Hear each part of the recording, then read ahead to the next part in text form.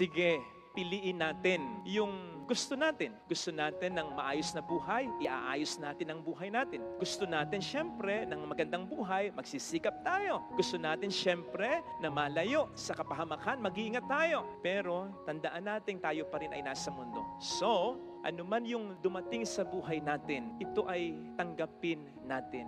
Tatanggapin natin na naniniwala tayo anuman ang mangyari sa atin. Hindi tayo pababayaan ng Panginoon natin. Tumuro tayo sa itaas na parang sinasabi natin, hindi ko kaya kung ako lang. Pero dahil sumasampalataya ako, sigurado ko na mayroon akong magandang kahahantungan. Nag-iisa man ako, mahirap man ako, iniwan man ako ng mga taong inaasahan ko, gipit man ako, may sakit man ako, nanghihina man ako, sigurado kong may mangyayari pa ring maganda sa buhay ko. Dahil sumasampalataya ako kay Kristo.